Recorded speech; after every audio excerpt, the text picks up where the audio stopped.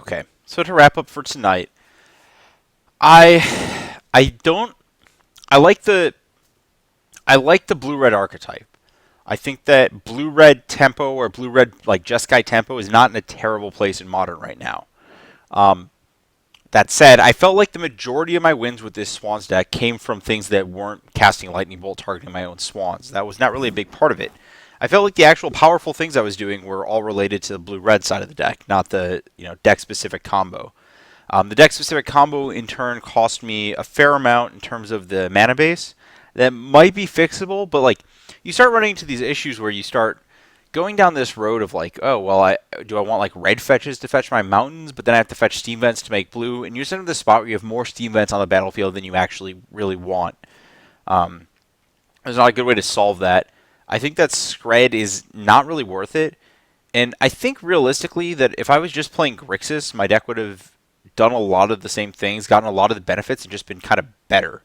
Um, I really think that this deck's just a bad version of Grixis or Jeskai, but that the overall archetype is good.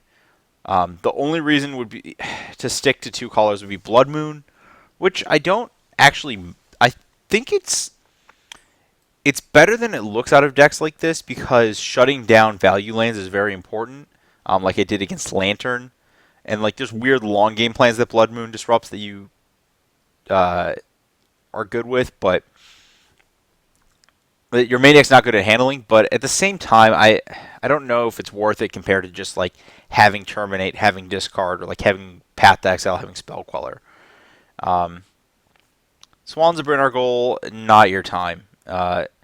I actually, oddly, I think that this card was potentially worse than Longfin Sky Whale in a lot of spots because it was just a liability. Not the theme I want. I did learn things I learned. Spell Snares lost a little bit of value, especially as with Affinity dropping out of the metagame. That was like one of the matchups this card was great against. It's still good against Black-Green, but it's not as good as it used to be. Not huge on Remand, but it's the kind of card I could see playing like two of in a deck. It does nothing in some interesting spots. Summer Denial was not a good card. Disrupting Shoal was medium at best. Cryptic Command's great. Again, that's a drawback to these million mountains. You don't want that. I just don't like Skred as a magic card, honestly. I don't think it does what you want it to. I played against Jund and Blue-Red Delver in the other two matches I played, and my Skreds were constantly getting bricked in spots where it was just like embarrassing in the first couple turns. Like you just have Skred and your opponent has a Swiss Spear, and you're just like, well, that's just great. Or they have like a Tarmogoyf, you're like, I mean, like Bull's not going to kill a Goyf, but like it's it's somewhere between like the effect you want, like a late game Terminate. But the thing is, I think you just want early game Terminate enough that you just want to be playing Terminate or Path to Exile. You can't go down this road and afford to sacrifice that. In the sideboard,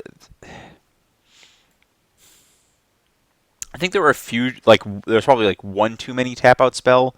I don't actually like Keranos as a card. I do not think it's a good threat, a good magic card. I think that like Jace or Chandra is interesting for the blue-red mirror. Chandra's probably just better. Pia and Kieran. I think that if my Swans were Pia and Kieran's, it would have been better.